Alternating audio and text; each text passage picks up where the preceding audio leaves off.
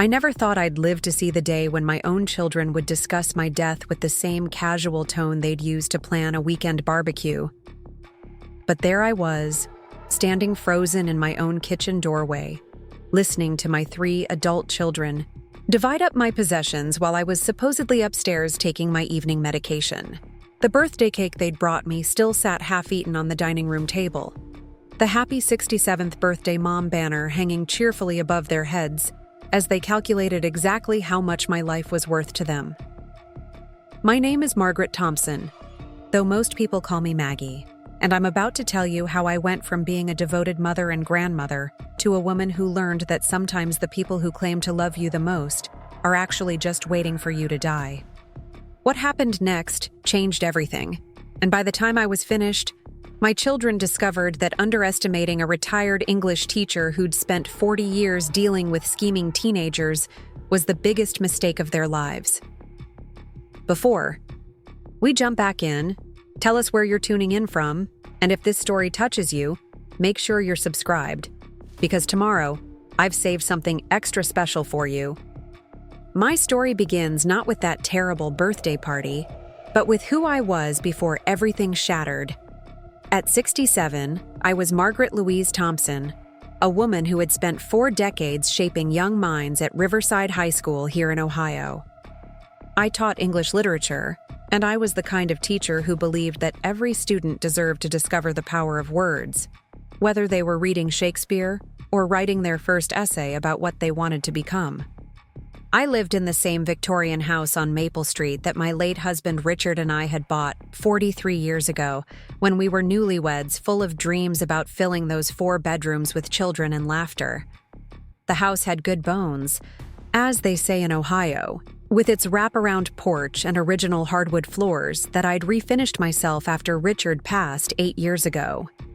People always remarked on how well I maintained the place, from the carefully tended rose garden in the front yard to the antique furniture that I'd collected over the years. That furniture collection had actually turned into something of a business venture. After I retired from teaching 5 years ago, I opened Thompson's Antiques and Collectibles in a charming little storefront on Main Street, just 3 blocks from the house. What started as a way to keep busy had become quite profitable. I had an eye for valuable pieces, probably developed from years of hunting through estate sales and flea markets, and I'd built up a steady clientele of collectors and decorators from as far away as Columbus and Cincinnati. The shop kept me active and engaged with the community in a way that retirement could have easily stolen from me. I wasn't one of those widows who faded into the background, attending only church functions and doctor appointments. I served on the library board, volunteered at the local food pantry, and still substituted at the high school when they needed an experienced teacher to handle difficult classes. My mind was sharp, my health was excellent, and I had no intention of slowing down anytime soon. My 3 children, however, seemed to have different ideas about what my golden years should look like. David, my eldest at 42, lived in Columbus, where he worked as an insurance agent. He was married to Sarah, a sweet enough woman who seemed perpetually overwhelmed by their 2 teenage children, Tyler and Madison. David visited maybe 3 times a year, usually around holidays, and our conversations were polite but distant. He'd developed this habit of speaking to me like I was slightly deaf or confused, using that patronizing tone that made my jaw clench every time. Jennifer, or Jenny as she preferred now, was 39 and lived right here in Riverside, which should have meant we were close. She worked in real estate, though her business seemed to struggle more often than it succeeded. She was divorced from her husband Tom 3 years ago, a messy affair that left her bitter and financially strained.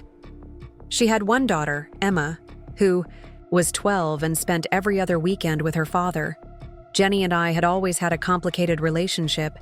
She seemed to resent that I hadn't fallen apart after her father died, as if my independence somehow diminished the tragedy of his loss.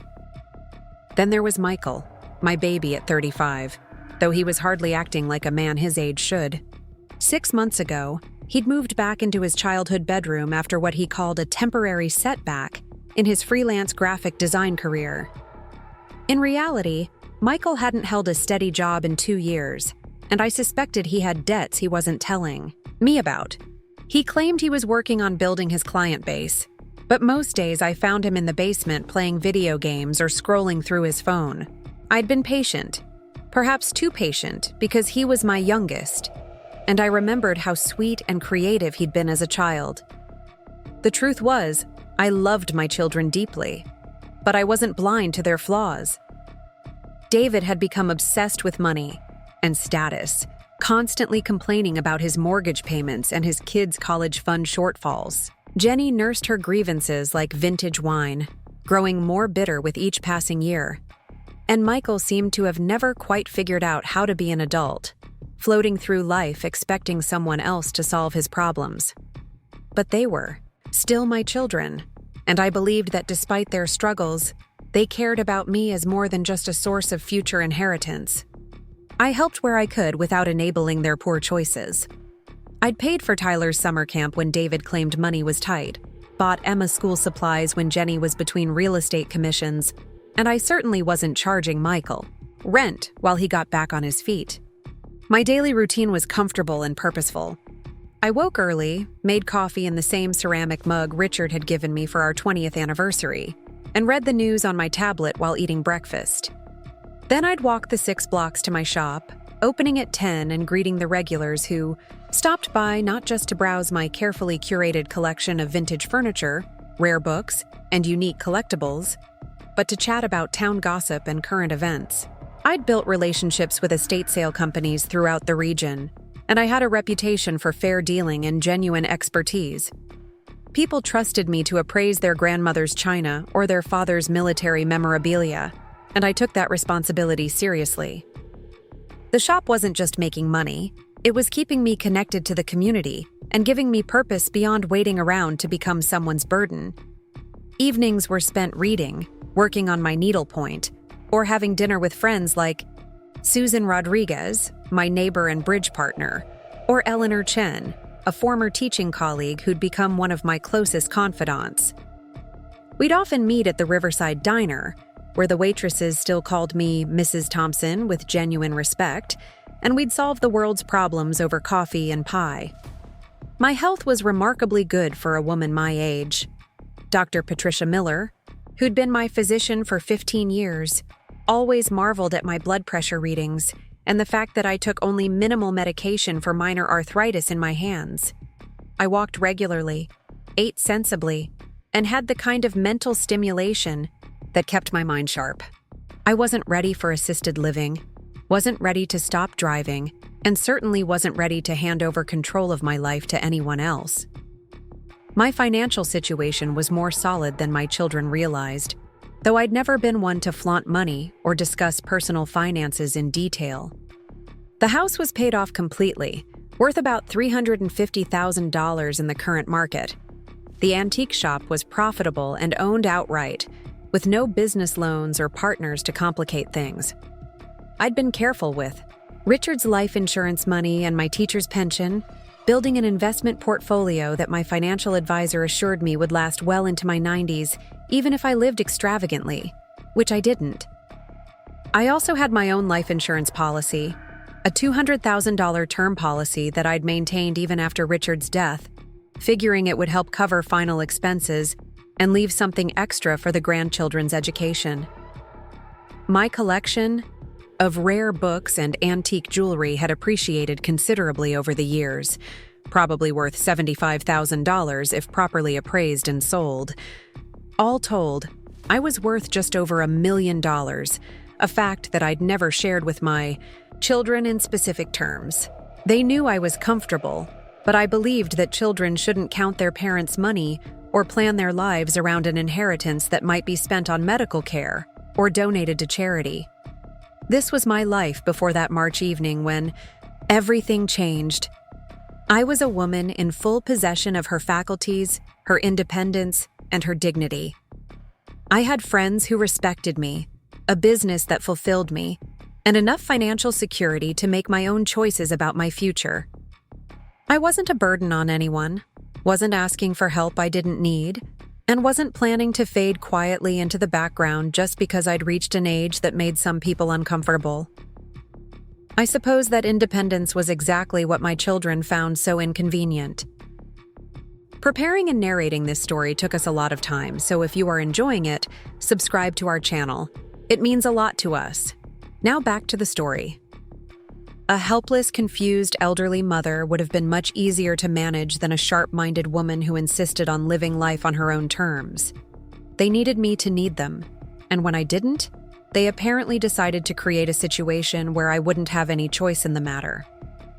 Looking back now, I can see the signs I missed or dismissed as normal family friction.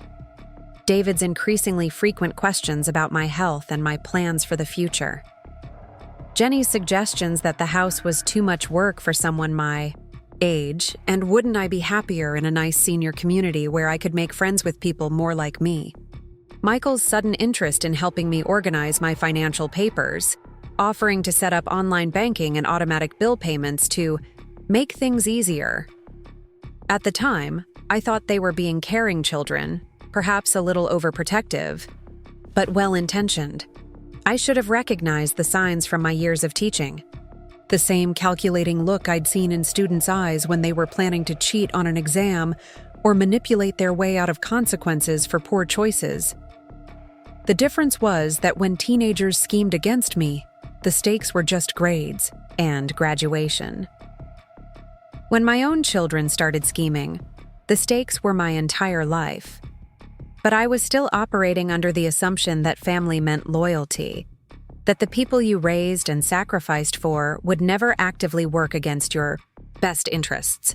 I believed that love was enough to overcome their personal problems and financial pressures. I thought that being a good mother for 40-plus years had earned me at least basic respect and honesty from the three people I'd loved most in the world. That naive faith in family bonds was about to be shattered in the most brutal way possible, on what should have been a joyful celebration of another year of life well lived. Instead, my 67th birthday party became the night I learned that my children saw me not as their mother, but as an obstacle standing between them and what they believed they were owed. The life I had built in Riverside was more than just comfortable routines and financial security. It was a testament to resilience, to the ability to remake yourself after loss, and to the power of staying engaged with the world around you. When Richard died 8 years ago from a sudden heart attack, many people expected me to crumble. We had been together for 35 years, married straight out of college when we were both 22 and full of plans for our future. Richard had been my anchor in so many ways. He was the gregarious one, the man who could strike up a conversation with anyone at the grocery store and leave with 3 new friends. He coached Little League for 15 years, served on the city council, and never met a community project he wouldn't volunteer for. When the children were young, he was the fun parent while I was the disciplinarian, the one who made sure homework was done and chores were completed before playtime. His death left a hole in our community, as well as in my heart. The funeral was standing room only at St. Mary's Catholic Church, with people sharing stories about Richard that I'd never heard, acts of kindness he'd never mentioned at home. That's when I realized that grief could either consume you or inspire you to live in a way that honored what you'd lost. I chose to honor Richard's memory by becoming more like him. I started speaking up at town meetings, something that had always been his domain. I joined the library board because Richard had always said our small-town library was its intellectual heart. I began accepting social invitations I might have declined when I had him to come home to every evening. Slowly, I discovered that I was more capable and more interesting than I'd ever given myself credit for. The antique business grew out of Richard's hobby. He'd loved hunting through estate sales and auctions, looking for pieces that caught his eye or spoke to some historical significance he could research later. Our basement had been filled with his treasures, everything from Civil War memorabilia to Depression-era glassware. After his death, I couldn't bear to look at those items gathering dust, but I also couldn't bring myself to simply donate everything. Eleanor Chen, my former colleague who taught art history, suggested I consider selling some pieces. She helped me research values and identify the most significant items, and we discovered that Richard's eye for interesting objects had been better than either of us realized. That first estate sale I organized brought in $12,000, money I initially planned to donate to the church in Richard's memory. But Eleanor had a different suggestion. Why not use that money to rent a small space and try selling antiques properly? I protested that I knew nothing about running a business, but she reminded me that I'd spent 40 years managing classrooms full of teenagers, dealing with parents, administrators, and school board politics. If I could survive faculty meetings and parent-teacher conferences, I could certainly handle retail customers. The storefront on Main Street had been vacant for 2 years when I signed the lease. It had been a gift shop before that, and before that a small restaurant that couldn't compete with the chain establishments out by the highway. The rent was reasonable, and the location was perfect, right in the heart of what the city council optimistically called our historic downtown revitalization zone. I spent weeks cleaning and painting, learning about lighting and display techniques, researching point-of-sale systems and business licenses. The work was exhausting but exhilarating. For the first time since Richard's death, I felt like I was building something rather than just surviving something. The grand opening of Thompson's Antiques and Collectibles was a modest affair, but the local newspaper ran a nice story about the retired teacher who was breathing new life into downtown Riverside. Within a month, I had regular customers, people, who stopped by every week to see what new treasures I'd discovered. I developed relationships with estate sale companies in 3 counties, and my reputation for honest appraisals and fair prices grew through word of mouth. What surprised me most was how much I enjoyed the detective work involved in researching unusual pieces. A peculiar silver tea service might lead me down a rabbit hole of learning about 19th century English silversmiths. An old photograph album could send me to the Historical Society to verify local family histories. Teaching had prepared me well for research, and the internet made it possible to authenticate items and connect with collectors around the world. The business also gave me a reason to stay sharp and engaged. I had to track inventory, manage finances, negotiate with suppliers, and handle customer service issues. I learned to use social media to promote special items, and I even started a small blog about the stories behind interesting antiques. My customers began bringing me items not just to sell, but to learn about family heirlooms and inherited mysteries. Within 3 years, the shop was profitable enough to cover not just the rent and my modest salary, but to contribute significantly to my overall financial security. I was proud of what I'd built, and I could feel Richard's approval in the satisfaction I took from each successful sale or happy customer. My involvement in community organizations deepened as well. The library board trusted my judgment on collection development and budget matters. The food pantry relied on my organizational skills and my connections in the community. When the high school needed someone to coordinate their annual book fair, they knew I could handle both the logistics and the diplomacy required to work with various volunteer personalities. My friendships became richer too. Susan Rodriguez and I had been neighbors for 20 years, but our relationship deepened after Richard's death when she helped me navigate the practical challenges of widowhood. She was 10 years younger and still married, but she understood that friendship sometimes meant sitting quietly on someone's porch while they processed grief, and sometimes it meant dragging them out to dinner when they'd been alone too long. Eleanor Chen became my closest confidant, the person I called when I needed to think through business decisions or when I was frustrated with my children's attitudes. She'd been widowed young and had raised 2 daughters as a single mother while building a successful career. Her perspective on family dynamics was invaluable, especially as my own children seemed increasingly critical of my independence. My relationship with Dr. Patricia Miller also evolved beyond the typical doctor-patient dynamic. Pat was about my age and had built her family practice through dedication and competence in a field that hadn't always welcomed women. She appreciated that I came to appointments prepared with questions and took responsibility for my own health. Our conversations often extended beyond medical issues to discussions about community concerns and the challenges of aging gracefully in a culture that often dismissed older women. Even Father James Murphy at St. Mary's became someone I could talk to about the spiritual challenges of reinventing yourself in your 60s. James was young enough to be my son, but wise enough to understand that faith could deepen rather than simply comfort in times of loss.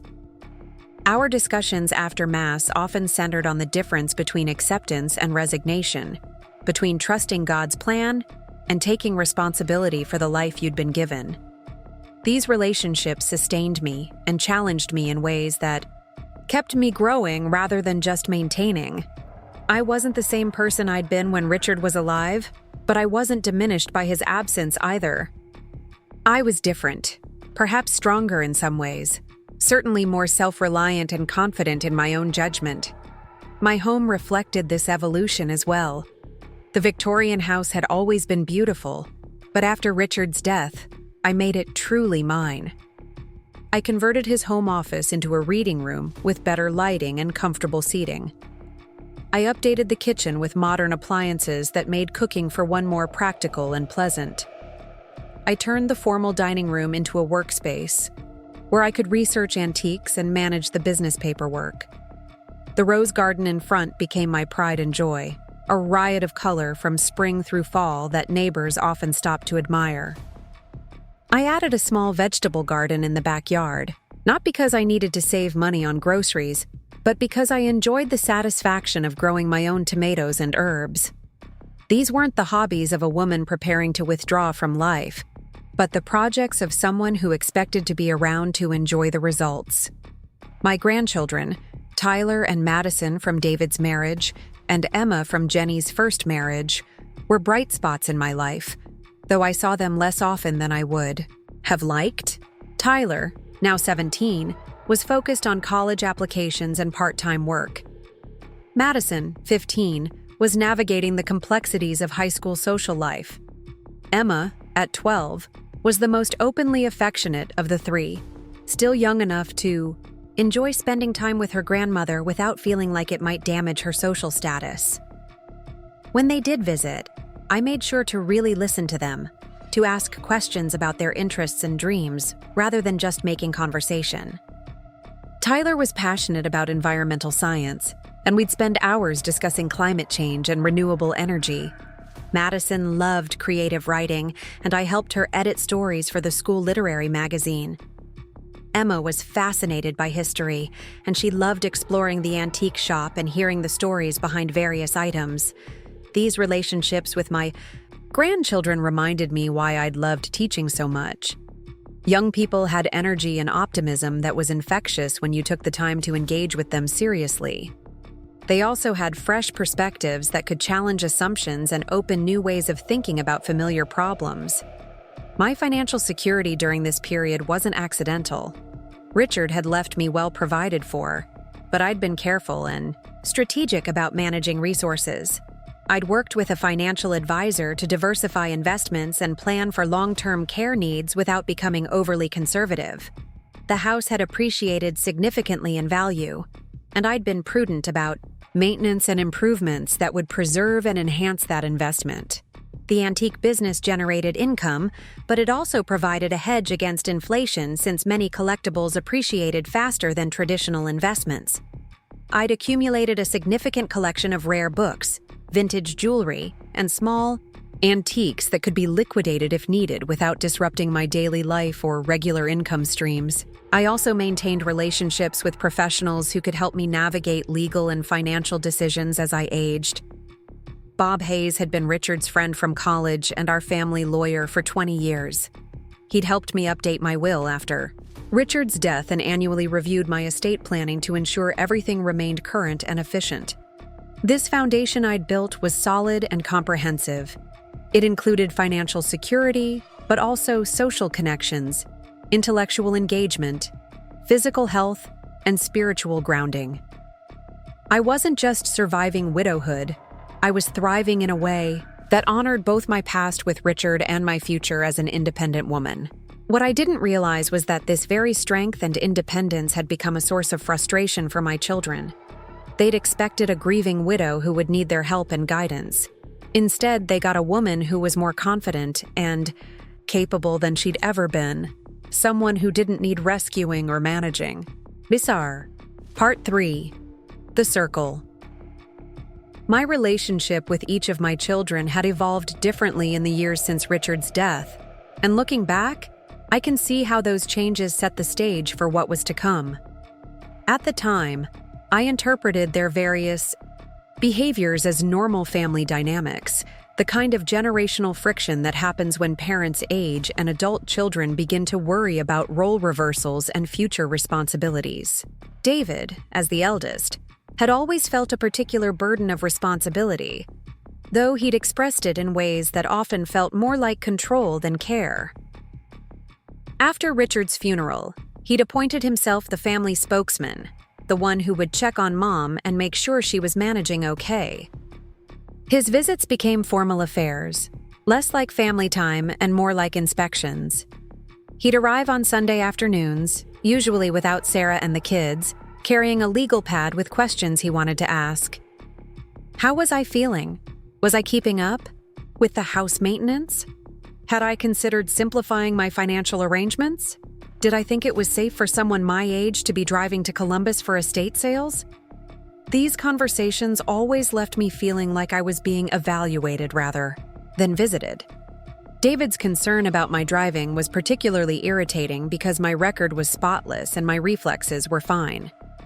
I'd taken a senior driving course voluntarily and passed with flying colors, but he seemed to believe that age alone made me a hazard, regardless of actual ability or performance. When I mentioned that Dr. Miller had cleared me for unrestricted driving after my last physical, he suggested that perhaps I should get a second opinion from a specialist who understood age-related changes better. His questions about my finances were more subtle, but equally presumptuous. He'd ask if I was happy with my financial advisor, if I understood all my investment options, whether I'd considered consolidating accounts to make things simpler. When I mentioned that the antique business was doing well, he'd shake his head and worry aloud about the stress of running a business at my age, the liability issues, the complexity of bookkeeping and taxes. David had also developed a habit of researching retirement communities in the area and sharing brochures with me. Sunset Manor, he'd explain, had excellent reviews and a full range of services. I could sell the house, buy a smaller unit in their independent living section, and have access to dining services, housekeeping, and medical care as needed. Wouldn't that be more relaxing than worrying about maintenance and lawn care? Each time, I explained that I enjoyed maintaining my home and had no interest in institutional living.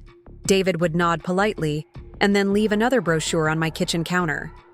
The message was clear. My preferences were temporary obstacles to be overcome, not legitimate choices to be respected. Sarah, David's wife, was caught in an awkward position. She was a kind woman who seemed to genuinely care about my well-being, but she'd clearly been coached by David about what topics to bring up and what concerns to express. During family gatherings, she'd make comments about how much work the house must be, how nice it would be to have someone else handle cooking and cleaning, how lonely I must get rattling around in all those rooms by myself. The grandchildren from David's family reflected their parents' attitudes. Tyler and Madison were polite but distant, as if they'd been instructed to treat me like a fragile elderly person rather than their competent grandmother. When I'd ask about their activities or offer to help with school projects, they'd exchange glances as if wondering whether Grandma was still sharp enough to be useful. Jenny's approach was different, but equally troubling. Where David was formal and methodical, Jenny was emotional and manipulative. She'd visit more frequently, but always with some crisis that required discussion, some problem that needed my perspective or advice. Her real estate business was struggling because the market was slow. Her ex-husband was being difficult about child support. Emma was having trouble at school and needed tutoring they couldn't afford. These conversations always ended with me offering some form of help, usually financial. Jenny never asked directly for money, but she'd paint such a picture of stress and struggle that I felt compelled to step in. $100 here for Emma's school supplies, $500 there for a car repair that couldn't wait until Jenny's next commission check came through. What bothered me most about Jenny's visits was how she'd pivot from discussing her problems to questioning my choices. After I'd written her a check or agreed to pay for Emma's summer camp, she'd start talking about how much work I was taking on, how the antique business seemed to be consuming all my time and energy, how she worried that I was trying to do too much. Jenny had a particular talent for making her concerns sound like love, while actually expressing disappointment that I wasn't more available to help with her ongoing crises. Why was I spending so much time at the shop when Emma could use help? With homework? Why was I committed to so many community activities when Jenny needed support dealing with her divorce stress? The subtext was always that my independence was selfish, that a good mother and grandmother would prioritize family needs over personal fulfillment. Jenny also had opinions about my social life that she shared with uncomfortable frequency. She thought I was getting too involved with church activities, spending too much time with friends like Susan and Eleanor, becoming too independent for my own good. She'd make comments about widows who got taken advantage of by people who pretended to be friends but were really just interested in what they could get from lonely old ladies. These warnings always stung because they suggested that I was naive, that my judgment about people couldn't be trusted, that my friendships were probably shallow or exploitative. Jenny seemed to believe that family should be enough, that a woman my age shouldn't need or want relationships outside the immediate circle of children and grandchildren. Michael's behavior was perhaps the most concerning because it was the most manipulative. Since moving back into his childhood bedroom, he'd positioned himself as my helper and companion, the devoted son who was sacrificing his independence to make sure Mom wasn't alone. In reality, he was a 35-year-old man avoiding adult responsibilities while freeloading off his mother's generosity. Michael had a talent for making his presence seem like a favor he was doing for me, rather than the convenience it actually was for him. He'd mention how he'd turned down a potential project because he didn't want to leave me alone for several days. He'd talk about job opportunities in other cities that he'd decided not to pursue because he was worried about my safety and well-being. This martyrdom act might have been more convincing if Michael had actually been helpful around the house.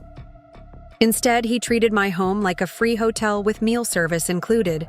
He'd sleep until noon, spend afternoons playing video games in the basement, and emerge for dinner expecting conversation about his various creative projects and business ideas. When I'd suggest that he might want to consider looking for steady employment or his own apartment, Michael would become hurt and defensive. Didn't I appreciate having company? Wasn't it nice to have a man around the house for security and maintenance issues? He'd remind me of small tasks he'd completed, like changing light bulbs or carrying groceries, as evidence of his valuable contribution to the household. Michael also had a disturbing habit of involving himself in my business affairs under the guise of helping me modernize and simplify my financial management. He'd offer to set up online banking, organize my filing system, or research better insurance options. When I declined these offers, explaining that I preferred to handle such matters myself, he'd express concern about my ability to keep up with increasingly complex technology and regulations. The most troubling aspect of Michael's helpfulness was his interest in my estate planning and legal documents. He'd ask questions about my will, my insurance policies, and my plans for the antique business. These conversations always started innocently, with Michael expressing concern about making sure everything was properly organized for my peace of mind. But his questions became increasingly specific and persistent. Had I updated my beneficiary information after Dad's death? Did I have a plan for the antique inventory if something happened to me? Had I considered the tax implications of various inheritance scenarios? When I'd change the subject or decline to discuss such personal matters, Michael would seem hurt that I didn't trust him enough to share important information. All three of my children had also developed a habit of talking about me in the third person when we were together, as if I wasn't present or wasn't capable of participating in conversations about my own life. They'd discuss my health, my activities, my decisions as if I were a problem to be solved, rather than a person with preferences and agency. During family gatherings, I'd often find myself listening to David, Jenny, and Michael debate what was best for me, what I should be doing differently, what changes I needed to make. They'd talk about my driving, my business, my social activities, my financial decisions as if these were community property rather than personal choices. When I'd try to interject with my own perspective, they'd respond with patronizing patience, acknowledging my input while making it clear that they considered their judgment more reliable than mine. After all, they'd explain, sometimes it takes an outside perspective to see what needs to be addressed. Sometimes people become too set in their ways to recognize when changes would be beneficial. The cumulative effect of these individual relationships was a slow erosion of my authority within my own family. Each child approached the project of managing mom differently, but they all shared the assumption that I needed managing. They'd gradually positioned themselves as the responsible adults who would need to make increasingly important decisions about my future.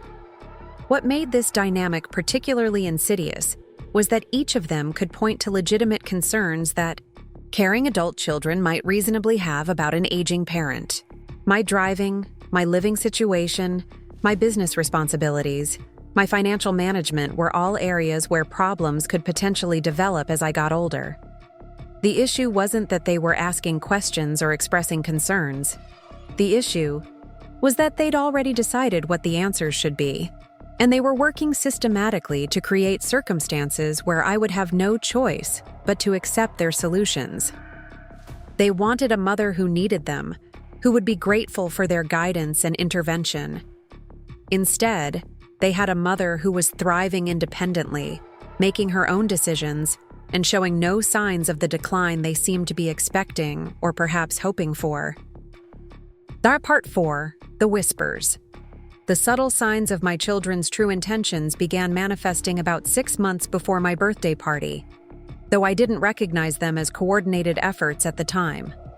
Looking back, I can see that what I interpreted as individual quirks and concerns were actually parts of a larger strategy to undermine my independence and position themselves as necessary guardians of their declining mother. The first whisper came through Susan Rodriguez, my neighbor and bridge partner. We were having coffee on her back porch one afternoon in September when she mentioned a concerning conversation she'd had with Jenny. According to Susan, Jenny had stopped by while I was at the shop to ask if Susan had noticed any changes in my behavior or memory lately. "She seemed really worried about you, Maggie," Susan told me, her voice careful and questioning. "She asked if I'd noticed you forgetting appointments or repeating yourself in conversations. She mentioned that you'd missed a family dinner last month and claimed you'd never been invited." I felt a chill that had nothing to do with the autumn air. I hadn't missed any family dinner because none had been scheduled. Jenny had called on a Sunday evening suggesting we get together soon, but no specific plans had been made. I told Susan this, and she nodded thoughtfully. "That's what I figured," she said. "I told Jenny that you seemed as sharp as ever, that I hadn't noticed any problems at all. But it made me wonder why she was asking those kinds of questions." Similar conversations began happening with increasing frequency. Eleanor Chen mentioned that David had called her, introducing himself as my son, and asking if she'd noticed any signs that I might be having trouble managing my business affairs. Father Murphy told me after Mass one Sunday that Michael had approached him about whether the church had any resources for families dealing with elderly parents who were becoming confused or forgetful. Each of these inquiries followed the same pattern. My children were systematically contacting people in my social circle, expressing concern about my mental state and asking others to watch for signs of decline or confusion. They weren't making direct accusations, but they were planting seeds of doubt about my competency and creating a network of people who were now primed to interpret normal forgetfulness or minor mistakes as symptoms of more serious problems. The most troubling aspect of this campaign was how reasonable it sounded to people who cared about me. Adult children being proactive about monitoring an aging parent's well-being seemed responsible and loving. The people they contacted were flattered to be included in this caring oversight and began paying closer attention to my words and actions, looking for the problems my children seemed to expect. Dr. Patricia Miller was the first person to tell me directly about these contacts. During my annual physical in October, she mentioned that David had called her office requesting information about my health status and asking about signs of cognitive decline that family members should watch for. I explained to him that I couldn't discuss your medical information without your written consent, Pat said. But I was concerned about why he was asking. Has something happened that would make him worry about your mental state? I assured Pat that I felt fine mentally and physically. But her question made me realize that my children's whisper campaign was more extensive than I'd initially understood. They weren't just asking friends and neighbors to watch me for problems. They were contacting my healthcare providers, trying to gather information that would support their narrative of a mother in decline. When I asked Pat what specific concerns David had raised, her expression became troubled. He'd mentioned that I'd been making impulsive financial decisions, that I seemed confused about business matters, and that I'd been more argumentative and defensive when family members tried to help. He'd also suggested that I might be vulnerable to exploitation by people who were taking advantage of my loneliness and confusion. None of these characterizations were accurate, but they painted a picture of exactly the kind of elderly person who might need family intervention and protection. Pat assured me that she'd seen no evidence of any cognitive problems during my examination, but I could tell that David's call had planted concerns in her mind as well. The financial allegations were particularly disturbing because they suggested my children had been monitoring my spending and business activities more closely than I'd realized. When I reviewed my bank statements and business records, I couldn't find any transactions that could reasonably be characterized as impulsive or confused. I'd made normal business purchases, routine household expenses, and modest gifts to grandchildren and charitable donations. But I also realized that Michael, living in my house, had access to my mail and could easily see bank statements, insurance correspondence, and other financial documents. Jenny, as a real estate agent, had connections that could help her research property values and tax records. David, with his insurance background, would know how to interpret financial statements and identify assets. My children had been gathering intelligence about my financial situation while simultaneously spreading concerns about my judgment and competency. They were building a case for intervention based on information I hadn't voluntarily shared and concerns that seemed to exist only in their minds. The whispers also extended to my professional relationships. Several estate sale companies I worked with mentioned that someone claiming to be my son had called, asking about my recent purchases and whether they'd noticed any changes in my decision-making or behavior. Bob Hayes, my lawyer, received a call from David asking about elder law services and what legal options existed when an aging parent was making poor decisions that could affect their estate. These professional contacts were more direct in their feedback to me because they understood the implications of such inquiries. Bob was particularly blunt when he told me about David's call. "Maggie," he said during a meeting I'd requested to discuss updating my will, "I need to ask you directly if you're having any problems with memory, judgment, or decision-making that might affect your legal capacity." When I assured him that I felt mentally sharp and capable, Bob nodded but continued to press. "Your son seemed to believe that you might be vulnerable to undue influence from people who are befriending you for financial gain. He specifically mentioned your antique business and suggested that you might be making purchases or sales that don't make good business sense. This accusation was particularly insulting because my antique business had been consistently profitable and my reputation in the collecting community was excellent. If anything, I'd become more knowledgeable and discriminating over the 5 years I'd been running the shop." but David's characterization made it sound like I was a confused old woman being taken advantage of by unscrupulous dealers. Bob's next revelation was even more disturbing. David had asked about the legal process for obtaining guardianship or conservatorship over an elderly parent who was no longer capable of managing their own affairs. He'd wanted to know what kind of evidence would be required and how family members should document concerns about an aging parent's competency. I told him that such legal actions should only be considered as a last resort when someone is clearly unable to make rational decisions about their welfare or finances, Bob explained. But his questions were very specific and well-researched. This wasn't casual curiosity about hypothetical future scenarios. The implication was clear. My children weren't just monitoring my behavior and spreading concerns about my competency. They were actively researching legal mechanisms that would allow them to override my decisions and take control of my assets and personal affairs. Jenny's contribution to this campaign was more emotional but equally calculated. She began making comments during our visits about how isolated I was becoming, how my independence was really loneliness in disguise, how my insistence on managing everything myself was actually a sign that I was overwhelmed and afraid to ask for help. These observations were always presented as loving concern from a daughter who understood me better than I understood myself. Jenny would point out that I seemed more tired lately, more irritable when discussing family matters, more defensive about my choices. She'd suggest that perhaps the stress of maintaining the house and running the business was affecting my personality and judgment. Jenny also began questioning my friendships and social activities in ways that suggested I was being manipulated or exploited. She'd wonder aloud whether Susan Rodriguez was really such a good friend, or if she was mainly interested in the bridge games I hosted and the meals I provided.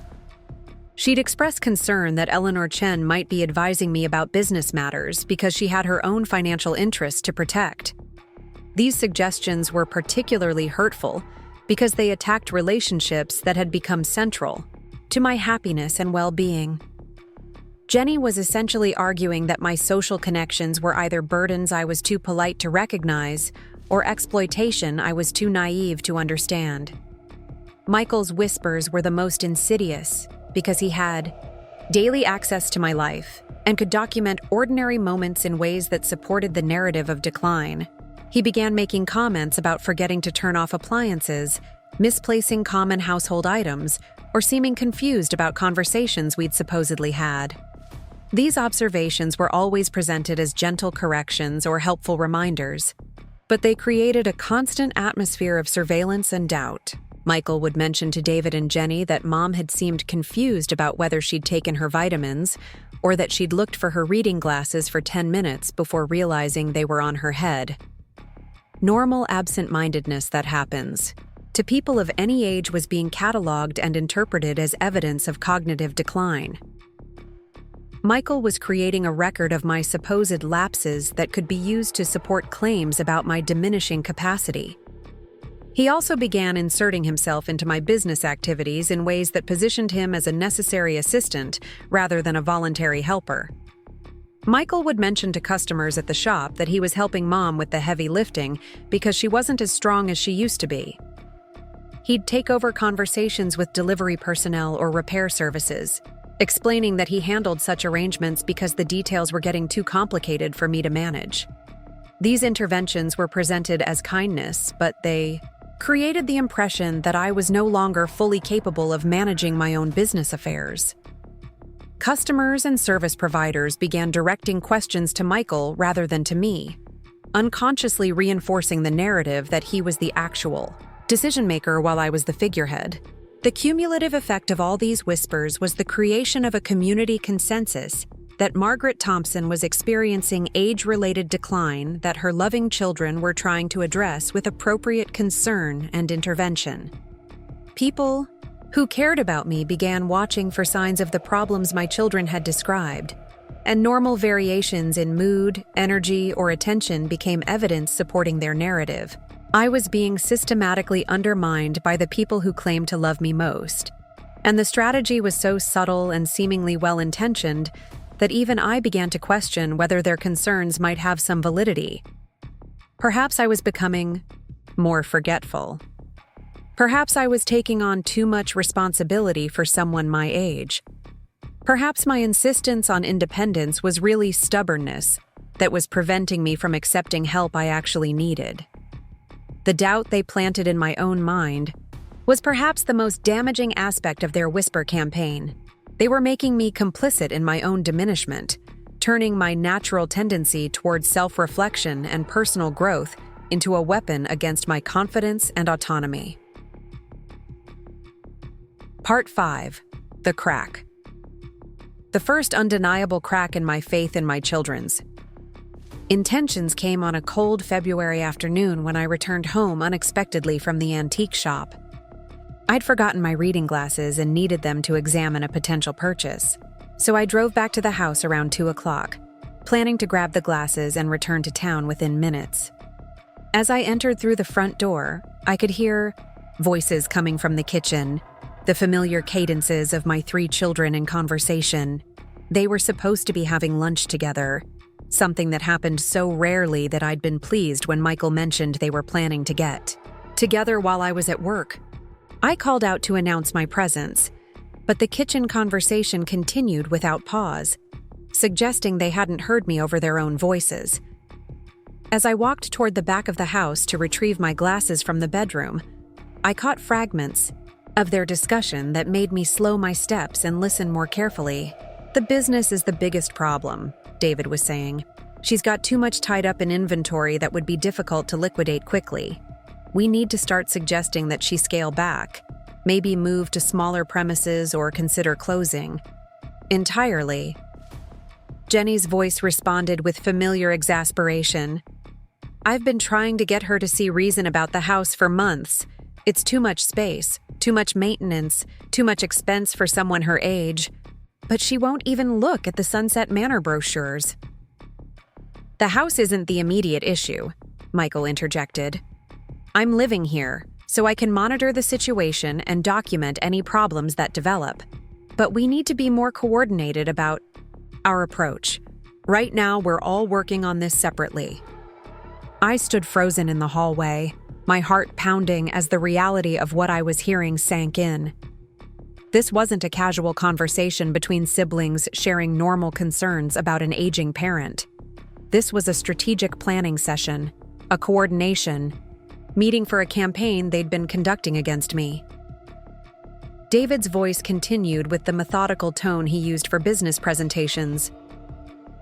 "I've been tracking her financial activities through the bank statements Michael copies for me. Her spending patterns are actually quite reasonable, which makes it harder to build a case for financial incompetency.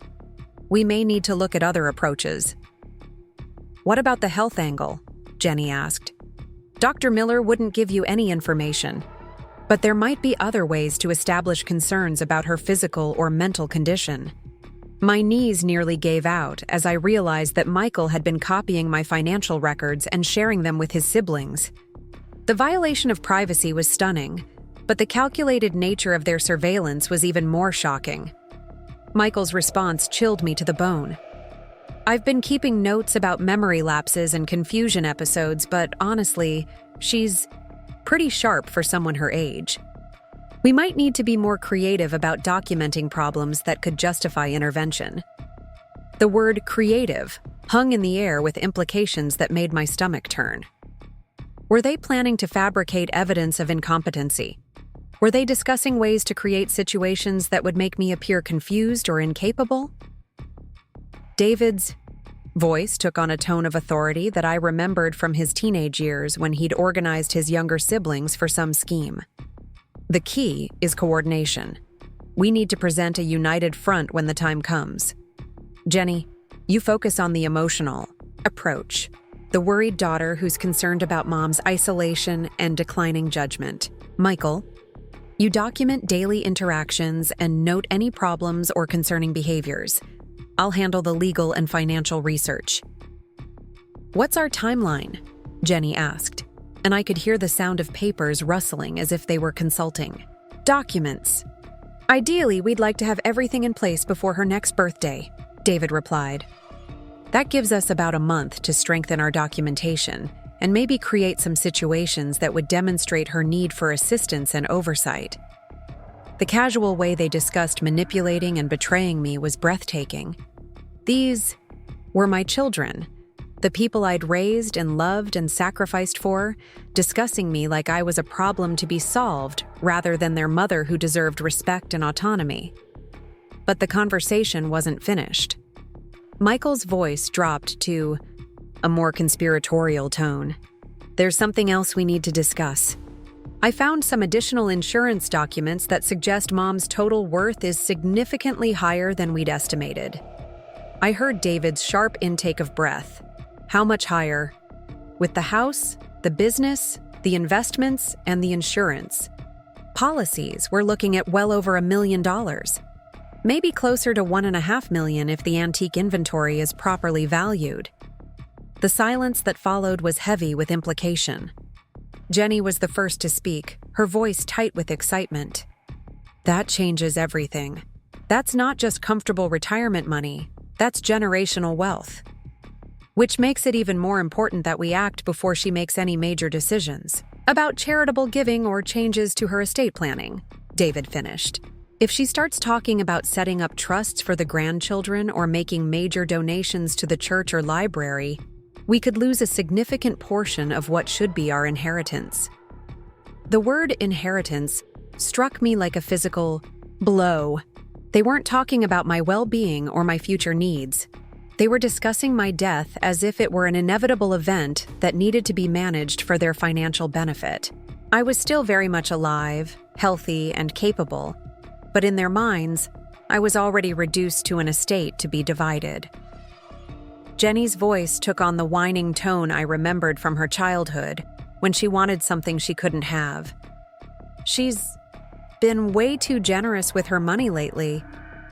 Did you see what she spent on Emma's summer camp?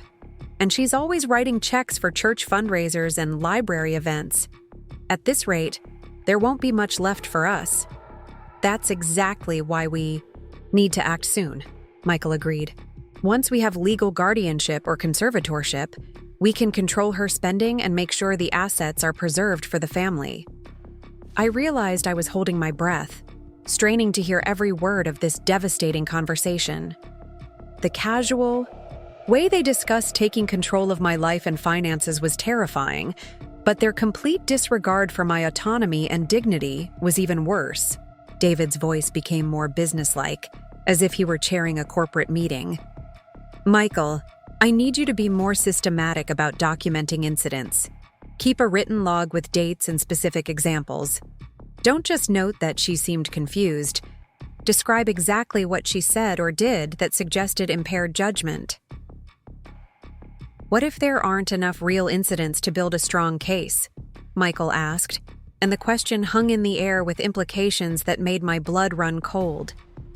Then, we need to create situations where her limitations become more apparent, David replied matter-of-factly. Schedule multiple appointments on the same day and see if she gets confused about the timing. Introduce complex topics during conversations and note if she has trouble following along. Ask her about recent events and see if her memory is as sharp as she claims. Jenny jumped in with enthusiasm. I could bring Emma over more often and ask Mom to help with homework that's deliberately too complicated for someone her age to understand. When she struggles with it, I can express concern about her ability to handle complex information. The cruelty of using my granddaughter as a tool in their manipulation scheme was breathtaking. They were planning to exploit my love for Emma to create situations designed to make me appear incompetent. The betrayal went beyond just my relationship with my children. They were involving the next generation in their deception. Michael's contribution was even more chilling. I've been thinking about the driving issue. If I could create a situation where she had a minor accident or got confused about directions, that would be strong evidence that she shouldn't be behind the wheel. Once we establish that she's not safe to drive, everything else becomes easier to question. The casual way he discussed engineering a car accident that could potentially injure me or innocent bystanders revealed a level of callousness that I could never have imagined from my youngest child. This wasn't just about money, anymore. They were willing to put my safety and the safety of others at risk to advance their agenda. David seemed pleased with their collaborative planning. Good thinking, both of you. We need multiple types of evidence that she's declining. Physical safety issues, financial judgment problems, social isolation, memory lapses. The more comprehensive our documentation, the stronger our case will be when we petition for guardianship. What about her friends? Jenny asked. Susan Rodriguez and Eleanor Chen are always defending her, saying how sharp and capable she is. Their testimony could work against us. That's why I've been questioning them about changes they might have noticed, David explained. I'm not asking them to lie, just to pay closer attention to signs of decline they might have overlooked. Once people start looking for problems, they usually find them. Michael laughed, a sound that made my skin crawl. Plus, I can start mentioning to her friends that I'm worried about her. If her own son who lives with her is expressing concerns, people will take that seriously.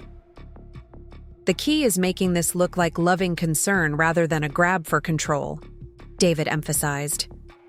We're devoted children who are worried about our mother's well-being and want to ensure she gets the care and protection she needs. Everything we do has to support that narrative. Jenny's voice took on a tone of mock sincerity that perfectly captured the performance she'd been giving me for months. Oh, we're just so worried about Mom. She's been making some questionable decisions lately, and we want to make sure she's safe and secure. We love her too much to let her struggle alone when she clearly needs help. Their laughter at Jenny's imitation of concerned daughter made me feel physically sick. They were rehearsing the roles they would play when they moved, to take control of my life, practicing the expressions of love and worry that would make their betrayal seem noble and necessary. When do we make our move? Michael asked. I mean, when do we actually file for guardianship or whatever legal steps we need to take? David's response revealed the depth of their planning. I've been consulting with an attorney who specializes in elder law issues.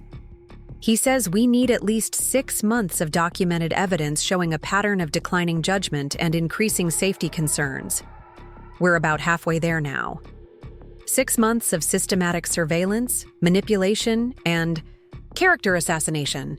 They'd been working on this project for months already, and I was only discovering it by accident. How many other conversations like this had taken place without my knowledge? How many schemes had they implemented that I hadn't detected? The birthday party next month could be useful, Jenny suggested. We could invite some of her friends and see if she gets overwhelmed managing the social situation. If she seems stressed or confused with a house full of guests, that would be good evidence that she's struggling with responsibilities she used to handle easily. The irony was devastating. They were planning to use my birthday celebration, what should have been a joyful gathering of family and friends, as an opportunity to gather evidence against me. They would be watching every interaction, every moment of normal social fatigue or minor forgetfulness, cataloging it all as proof of my declining capabilities. We should also make sure to invite people who haven't seen her in a while, David added. If there are any changes in her appearance or behavior, they'll be more noticeable to someone who doesn't interact with her regularly. Michael's excitement was palpable in his voice. And I could make sure the house is extra busy that day, maybe create some minor crises that require her attention. If she seems overwhelmed trying to handle multiple issues at once, that would demonstrate that she's no longer capable of managing complex situations. They were planning to sabotage my birthday party to create deliberate stress and confusion, so they could point to my natural human reactions as evidence of incompetency. The calculated cruelty of their scheme was almost beyond comprehension. What about the antique business? Jenny asked. That's going to be the hardest thing to address because she's actually quite successful with it. David had clearly given this considerable thought. We focus on the physical demands and the complexity of the operation. All that lifting and moving of heavy furniture, dealing with estate sales and auctions, managing inventory and finances. We frame it as too much stress and responsibility for someone her age, regardless of how well she's currently handling it. Plus, there are liability issues, Michael added. What if she gets injured moving something heavy? What if she makes a mistake in appraising something valuable? What if someone gets hurt in the shop? All of those risks become our responsibility if something happens to her. Their ability to twist my competence and success into evidence of recklessness and poor judgment was sophisticated and disturbing. They were preparing arguments that would make my independence seem like stubbornness and my capabilities seem like dangerous overconfidence. The house is easier, Jenny continued. It's clearly too much space and too much maintenance for someone her age. We can document every minor repair issue, every time she seems tired after working in the garden, every occasion when she mentions feeling overwhelmed by household responsibilities. I've been taking photos of maintenance issues she hasn't addressed yet, Michael revealed. Nothing major, just normal wear and tear that could be presented as evidence that she's letting the property deteriorate because she can't keep up with basic upkeep. The violation of documenting my private living space as evidence against me felt like another layer of betrayal. Michael had been moving through my home with the eye of a prosecutor, looking for anything that could be used to support their case against my competency. David's voice took on a tone of satisfaction.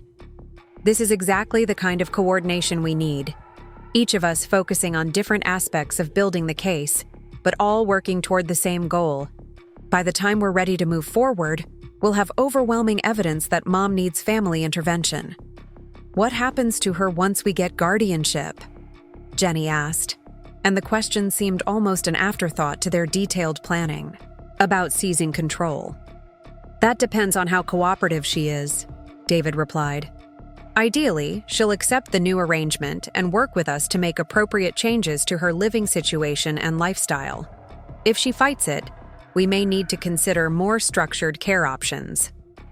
The euphemism, structured care options, sent chills down my spine. They were discussing the possibility of institutionalizing me if I refused to comply with their takeover of my life. My worst fears about their intentions were being confirmed in their own words. Michael's voice carried a note of concern that seemed focused entirely on logistics rather than my well-being. Won't people think it's strange that she went from being independent and capable to needing guardianship so quickly? Not if we've done our job right, David assured him. We've been laying the groundwork for months, getting people used to the idea that she's struggling more than she wants to admit. By the time we make our move, it will seem like the natural progression of age-related decline that everyone has been expecting. Jenny added her own perspective with chilling practicality. And once we have legal control, it won't matter what she says about being capable or independent. The court will have determined that she needs protection, and our decisions will be legally binding. The finality of their plan was terrifying. Once they succeeded in obtaining guardianship, my protests about my own competency would be legally irrelevant. I would become a ward of my own children, subject to their decisions about where I lived, how I spent my money, and what activities I was allowed to pursue. We should probably start thinking about which of us will be the primary guardian, David said, shifting into practical implementation mode. There are advantages and disadvantages to each option. I think it should be you, Jenny replied immediately. You have the financial background and you don't live locally, so you'd be seen as more objective about her needs. Michael disagreed. But I'm the one who's been living with her and documenting her daily struggles. I'd have the most detailed knowledge of her limitations and care requirements. Their casual discussion of who would control my life felt surreal. They were dividing up responsibility for managing me like I was a business asset or a family pet.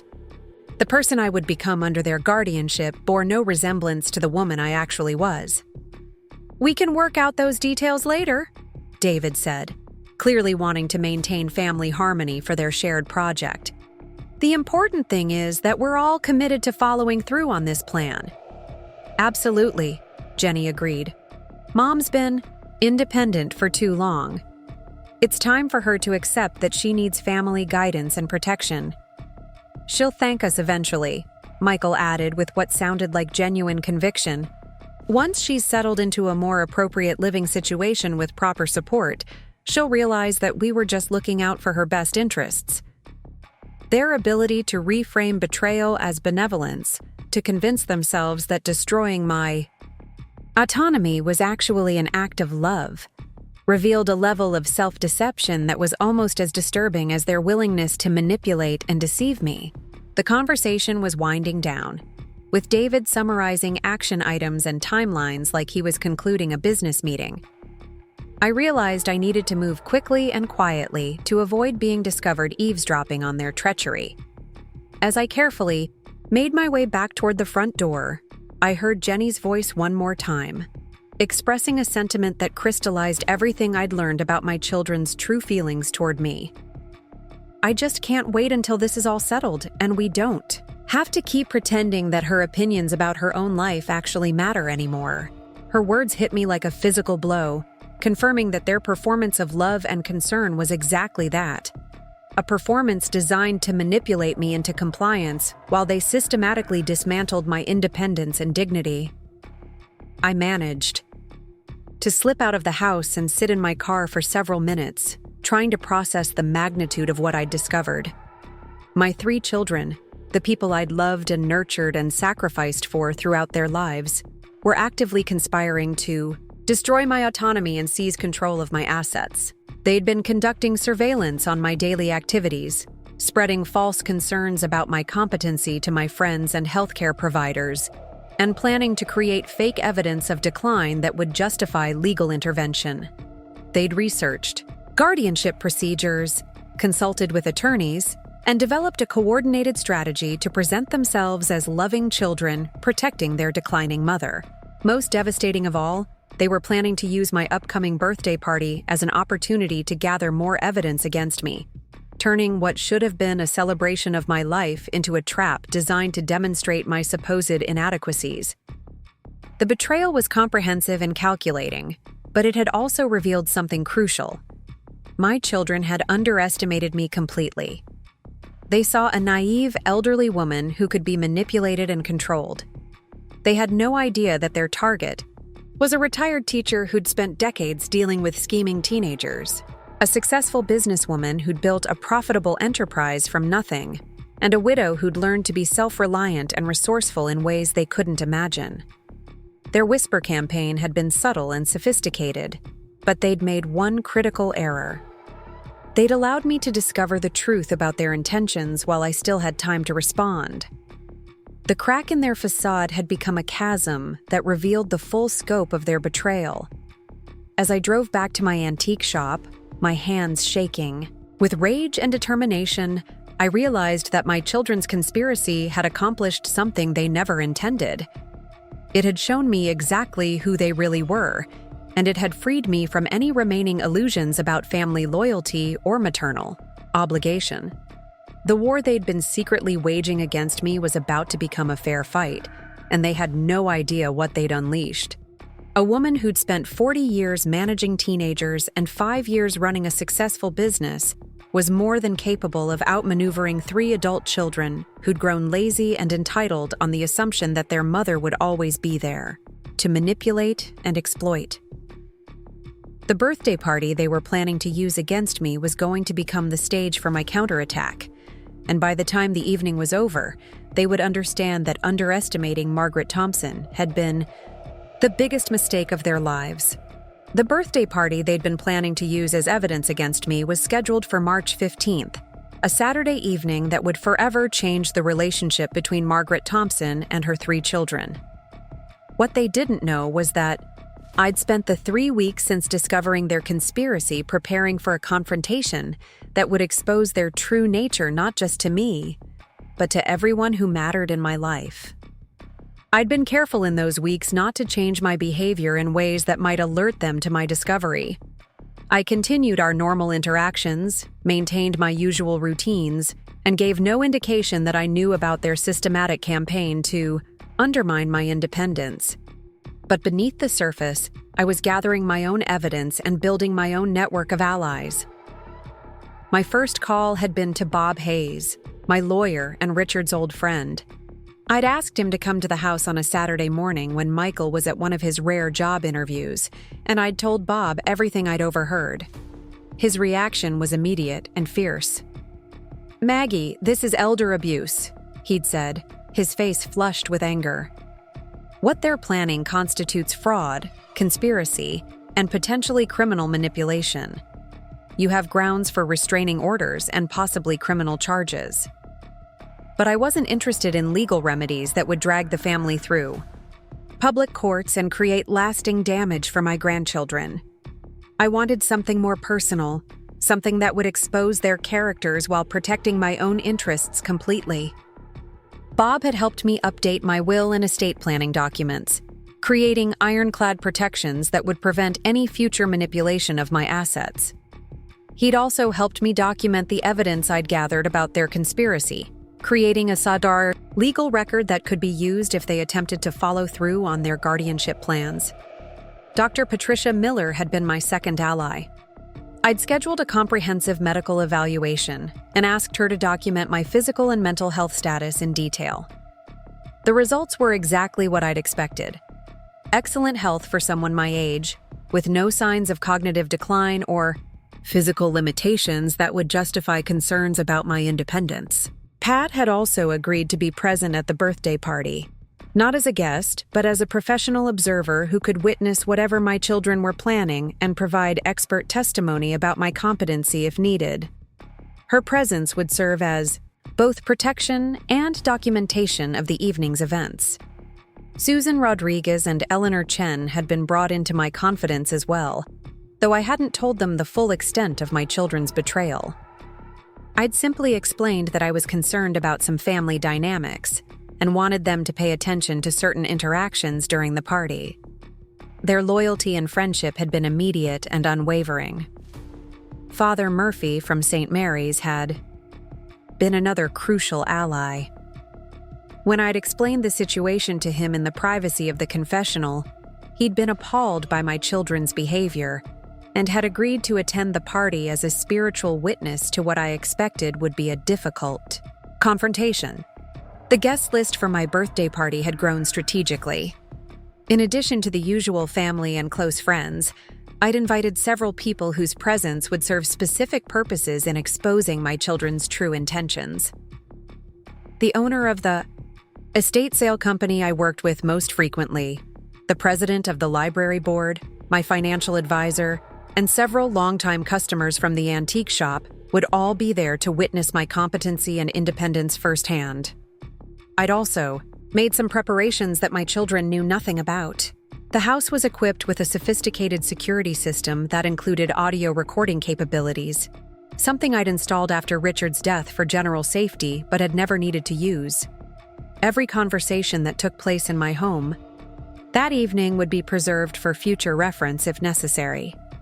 Michael had been particularly helpful in the weeks leading up to the party, though he had no idea how his eagerness to create problems was actually serving my purposes. He'd suggested menu changes that he claimed would be easier for me to manage, but were actually designed to create stress and confusion. He'd offered to help with decorations in ways that would give him opportunities to point out my supposed struggles with organization and detail management. Jenny had increased her visits and her expressions of concern about my party planning abilities. She'd repeatedly suggested that perhaps we should keep the gathering small and simple, implying that a larger celebration might be overwhelming for someone my age. When I'd insisted on proceeding with my original plans, she'd made sure to document my stubbornness and unrealistic expectations for her brothers. David had driven down from Columbus twice in the weeks before the party. Each visit focused on observing my preparations and noting any signs of stress or confusion. He'd brought a notebook and had been quite obvious about writing down his observations, creating what he believed would be evidence of my declining capabilities. None of them realized that their heightened attention and documentation was actually working in my favor. The more obviously they watched and judged my every action, the more clearly their true intentions would be revealed to the other guests at the party. The morning of March 15th dawned clear and cold, perfect weather for what I knew would be a pivotal day in my life. I'd slept well for the first time in weeks, the kind of deep rest that comes from knowing you're fully prepared for a significant challenge. I spent the morning doing exactly what my children expected, preparing food, arranging decorations, and getting the house ready for guests. But I also spent time reviewing my notes and mentally rehearsing the confrontation I knew was coming. Everything had to be handled perfectly, with witnesses present and evidence clear.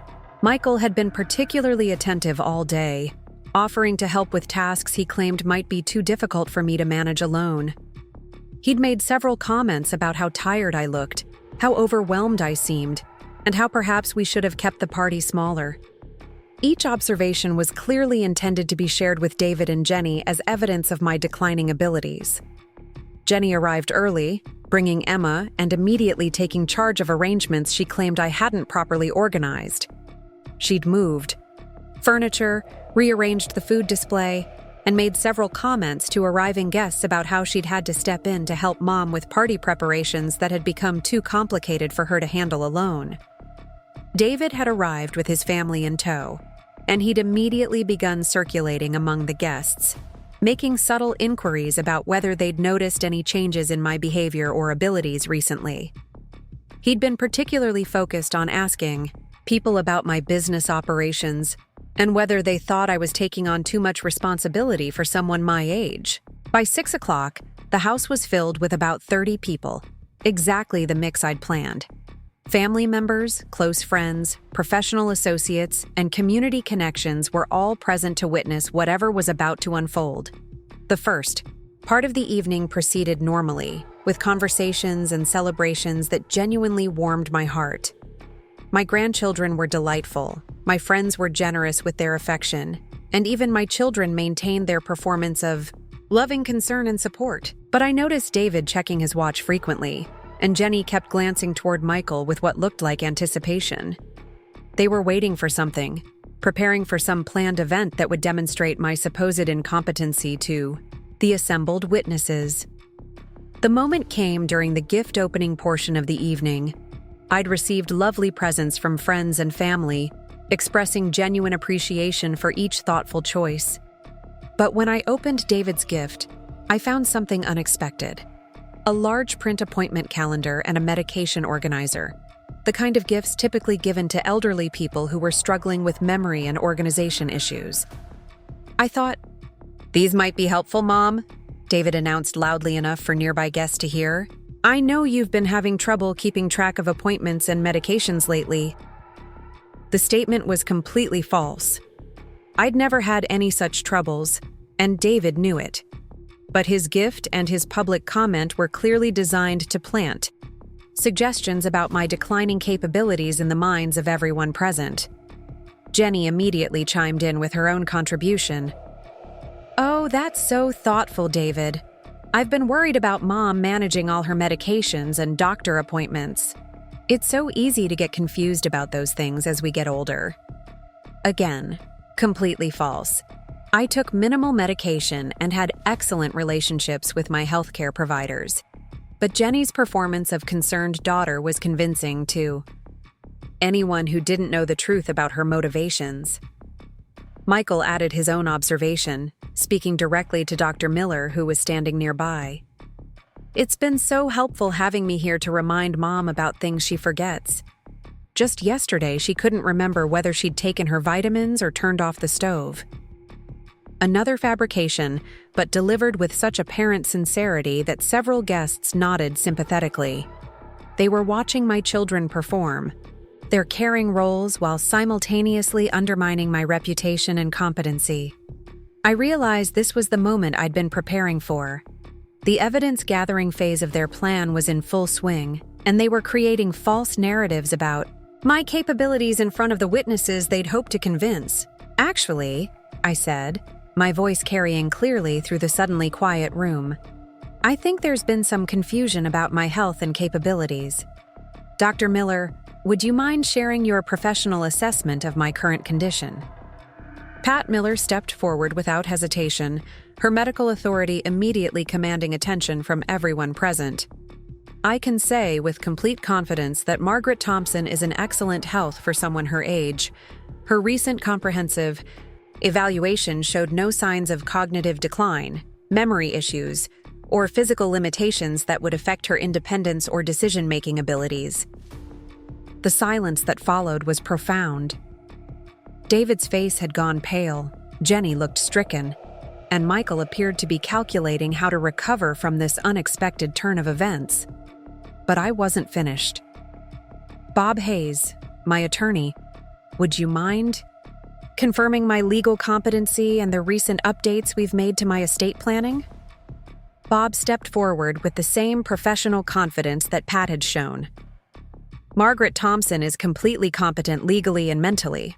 She's recently updated all her legal documents with full understanding of the implications and consequences. There are no concerns about her capacity to make binding legal decisions." Now my children looked genuinely panicked. Their carefully constructed narrative was being dismantled by professional testimony in front of all the witnesses they'd hoped to convince of my decline. "Susan and Eleanor," I continued, "would you mind sharing your observations about my daily life and activities? You see me more than anyone else here." Susan Rodriguez spoke first, her voice warm but firm. "Maggie is one of the most organized and capable people I know. She runs a successful business, maintains a beautiful home, and is more active in community activities than most people half her age. I've never seen any signs of confusion or decline." Eleanor Chen nodded enthusiastically. "Margaret's mind is as sharp as it was when we taught together. She handles complex business decisions, manages detailed research projects, and maintains relationships and responsibilities that would challenge anyone. The suggestion that she needs supervision or assistance is simply inaccurate." The testimonials were devastating to my children's plans, but I still had more evidence to present. I walked to the dining room buffet and retrieved a folder I'd placed there earlier in the evening. I think everyone should know that for the past several months, my 3 children have been conducting a coordinated campaign to undermine my independence and seize control of my assets, I announced, my voice steady and clear. They've been spreading false concerns about my mental health, gathering information about my finances without my knowledge, and planning to seek legal guardianship based on fabricated evidence of incompetency. The gasps and murmurs from the guests were audible, but I continued without pause. Michael has been copying my financial records and sharing them with his siblings. David has been contacting my friends and healthcare providers, suggesting that I'm declining mentally. Jenny has been documenting normal variations in mood and energy as evidence of cognitive problems. Jenny tried to interrupt, her voice shrill with panic. "Mom, you're confused. We've only been trying to help because we're worried about you." "Actually, Jenny, I have recordings of conversations between the 3 of you planning this conspiracy," I replied calmly. "Would you like me to play them for everyone here?" The thread of recorded evidence seemed to deflate their remaining resistance. David slumped into a nearby chair, Jenny began crying, and Michael looked like he wanted to disappear entirely. "The most devastating aspect of this betrayal," I continued, addressing the room full of witnesses, "is that they've been planning to use tonight's party as an opportunity to gather more evidence against me. They hope to create stress and confusion that they could point to as proof of my declining abilities." Father Murphy stepped forward, his voice carrying the moral authority of his position. "What you're describing constitutes elder abuse and fraud. These actions are not only legally problematic, but morally reprehensible." The condemnation from a respected religious leader seemed to break the spell that had held the room in stunned silence. Guests began talking among themselves, expressing shock and disgust at my children's behavior. My financial advisor spoke up from across the room. "Margaret Thompson is one of our most competent clients. Her financial decisions are sound, her planning is thorough, and her understanding of complex investment strategies exceeds that of most people, regardless of age." The owner of the estate sale company I worked with added her own testimony. "Mrs. Thompson has an excellent reputation in the antique business. Her knowledge is extensive, her business practices are ethical, and her success speaks for itself. Any suggestion that she's not capable of managing her affairs is simply false. One by one, the professional witnesses I'd invited provided testimony that completely contradicted my children's narrative of decline and incompetency. Their conspiracy was being exposed not just as false, but as deliberately fabricated for financial gain. David finally attempted to regain some control of the situation. "This is all a misunderstanding," he said, his voice lacking conviction. "We were just concerned about Mom's welfare and wanted to make sure she had support as she got older." "No, David," I replied firmly. "This was a calculated attempt to steal my independence and my assets. You've been planning to seek legal control over my life based on lies and fabricated evidence. That's not concern, that's fraud." Emma, my 12-year-old granddaughter, had been listening to this confrontation with wide eyes. She suddenly spoke up, her young voice clear in the shocked room. "Mom, you told me that Grandma was getting sick and couldn't think clearly anymore. But Grandma seems fine to me." Jenny's face flushed with embarrassment as her own daughter contradicted the false narrative she'd been spreading. "Emma, you don't understand the situation." "I understand that you lied to me about Grandma," Emma replied with the brutal honesty of childhood. "And lying is wrong." The testimony from my own granddaughter was perhaps the most damaging evidence against my children's character. They'd been willing to manipulate and deceive even their own children in service of their conspiracy. "I want all three of you to leave my house immediately," I announced, my voice carrying absolute authority. "You are no longer welcome here, and you will have no further involvement in my life or my affairs." Michael tried one last desperate appeal.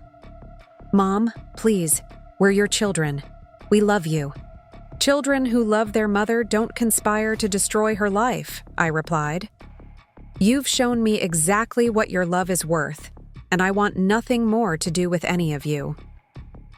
The guests watched in stunned silence as my 3 adult children gathered their belongings and their families and left my house in shame and defeat.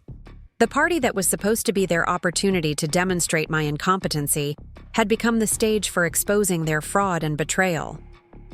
After they left, the remaining guests rallied around me with expressions of support and admiration. They'd witnessed not an elderly woman in decline, but a sharp, capable person who'd outmaneuvered a sophisticated conspiracy against her independence and dignity. Dr. Miller approached me as the evening was winding down. "Maggie, what you did tonight took incredible courage and intelligence. You've not only protected yourself, but probably prevented other elderly people from being victimized by similar schemes." Bob Hayes was equally supportive. "The documentation we've created tonight, combined with the witness testimony, ensures that they'll never be able to challenge your competency or manipulate your estate. You've secured your independence completely." As the last guests left and I stood alone in my house, I felt a complex mixture of emotions. The betrayal by my children was devastating, but the support from my real friends and community was deeply meaningful. I'd lost 3 relationships that I'd believed were based on love, but I'd discovered dozens of others that were based on genuine respect and affection. The birthday party that was supposed to mark the beginning of my decline into dependency had instead become a celebration of my strength, intelligence, and independence. My children had underestimated me completely, and their conspiracy had backfired in ways they could never have imagined. In the days that followed, I would learn that my decisive action had consequences that extended far beyond my immediate family. David's employer launched an investigation into his involvement in elder fraud schemes. Jenny's real estate license came under review by the state regulatory board. Michael found himself facing potential criminal charges for financial identity theft. But those consequences were their responsibility, not mine. I'd given them 40-plus years of love, support, and sacrifice, and they'd repaid that devotion with betrayal and manipulation. The Margaret Thompson who'd spent decades putting their needs before her own had died that night, replaced by a woman who understood that sometimes the most loving thing you can do is refuse to enable people who want to destroy you. My life continued, exactly as I'd planned, with the antique business thriving, my health remaining excellent, and my independence absolutely secure. The Victorian house on Maple Street remained my home. The friendships I'd built remained strong, and the community I'd served continued to respect and value my contributions. I never heard from David, Jenny, or Michael again, though I occasionally received updates about their lives through mutual acquaintances. None of them had prospered after our confrontation, but that was the natural consequence of their choices, rather than any revenge on my part. My grandchildren remained in my life, once they reached ages where they could make their own decisions about relationships. Emma, in particular, had been profoundly affected by witnessing her mother's lies and manipulation, and she'd sought me out as soon as she was old enough to drive herself to my house. I always knew something was wrong about what Mom was saying. "About you, Grandma," she told me during one of our visits. "You never seemed confused or helpless to me. You seemed like the strongest person I knew." The strength she recognized had been tested and proven on that March evening when I'd chosen to fight for my dignity, rather than accept the role of victim that my children had planned for me. The birthday party that was supposed to be the beginning of my end had instead become the moment I truly began living life on my own terms. Looking back now, I can see that my children's betrayal was actually a gift, though not one I would have chosen. It freed me from the burden of trying to maintain relationships with people who saw me as an obstacle rather than a person deserving of respect. It clarified my priorities and strengthened my commitment to living authentically rather than trying to meet other people's expectations.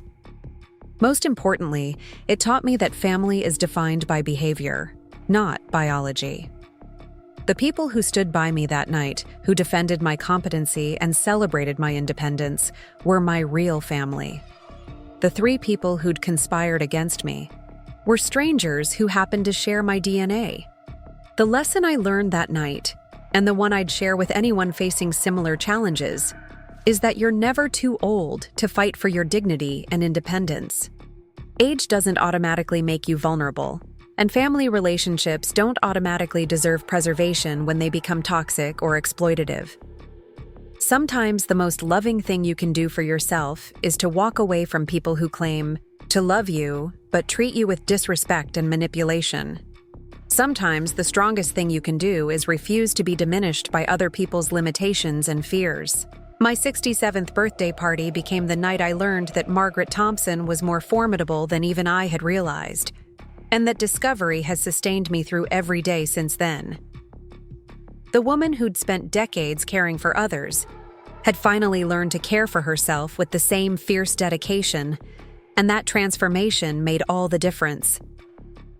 The silence that followed my children's shameful exit from my home was deafening, but it wasn't the uncomfortable silence of embarrassment. It was the profound quiet that comes after truth has been revealed and justice has been served. The 30 guests who remained in my living room weren't looking at me with pity or concern for my welfare.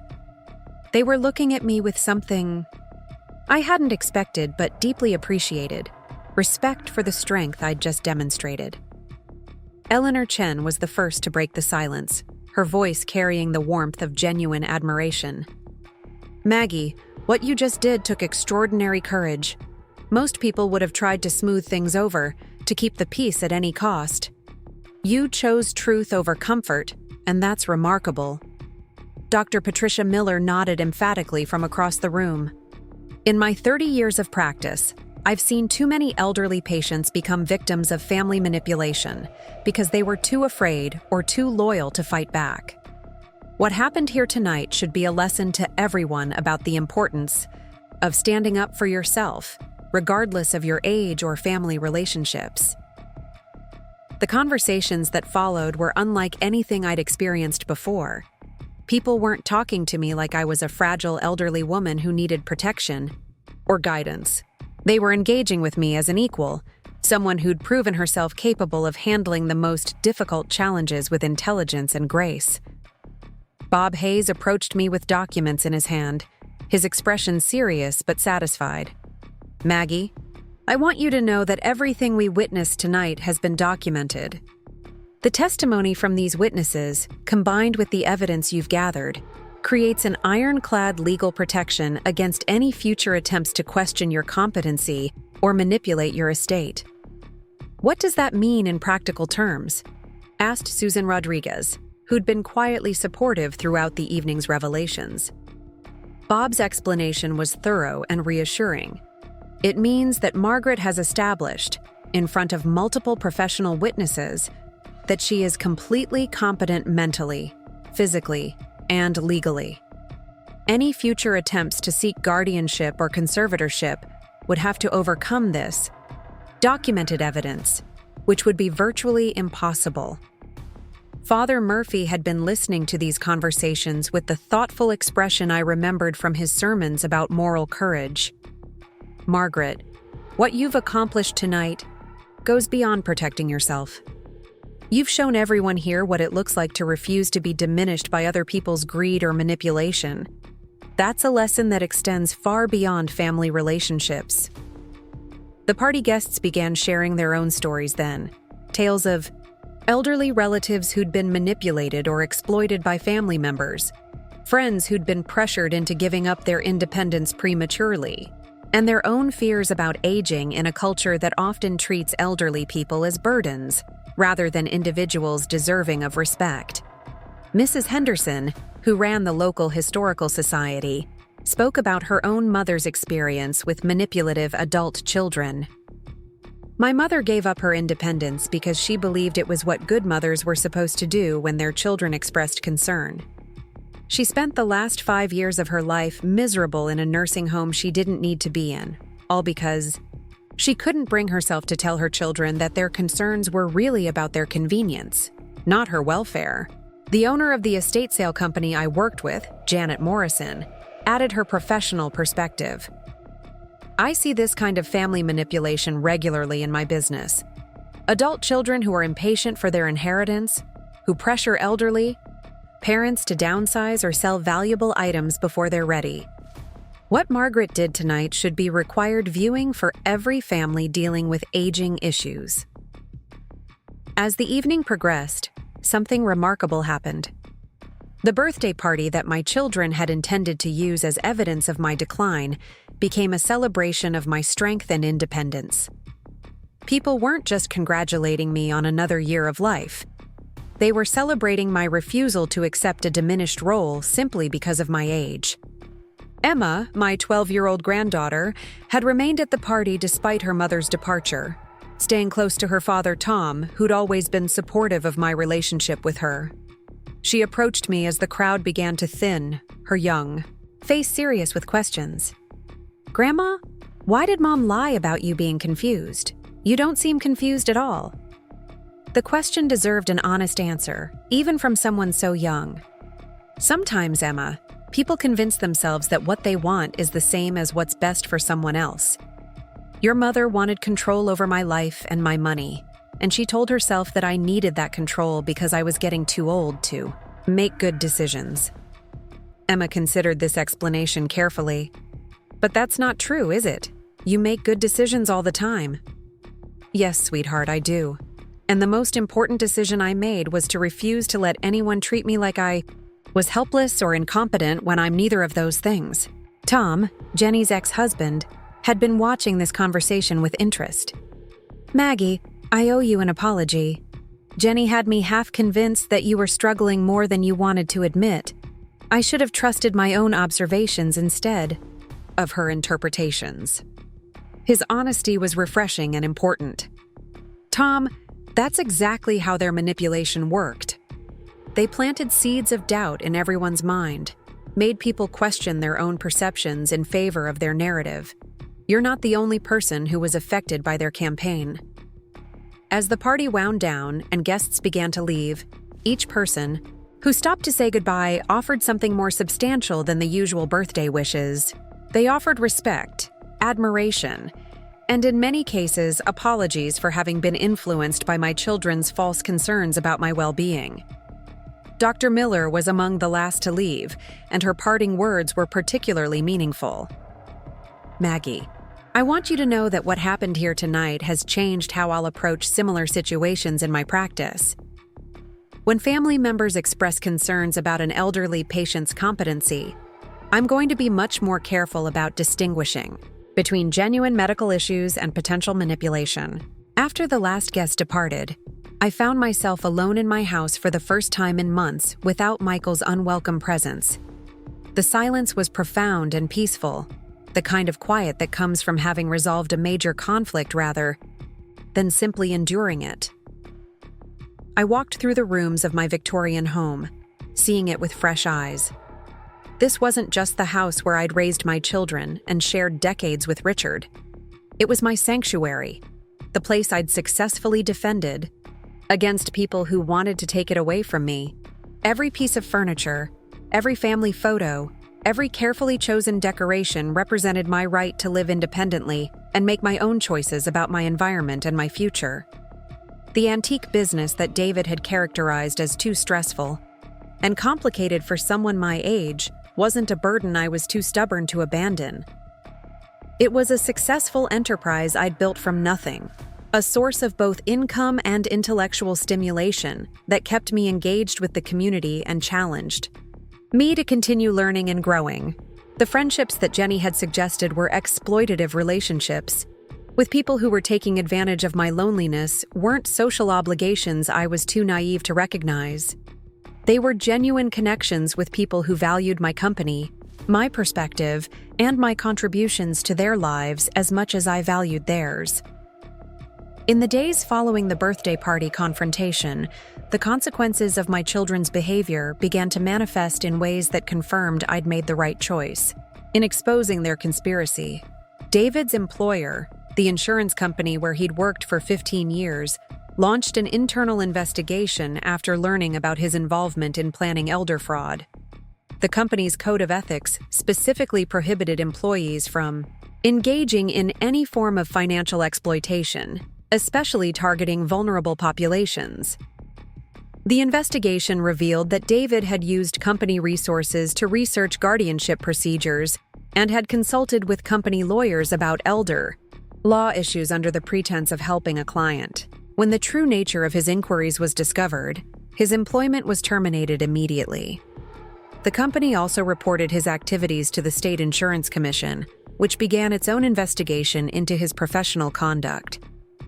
Jenny's real estate license came under scrutiny when several clients came forward with complaints about her business practices. The state regulatory board discovered that she'd been advising elderly clients to sell their homes and downsize based on age, rather than actual need or preference, often to properties where she represented both the buyer and seller for maximum commission benefit. The investigation into Jenny's practices revealed a pattern of targeting elderly clients with manipulation tactics similar to those she'd used against me. She'd been presenting herself as a caring advisor while actually exploiting her clients' trust for financial gain.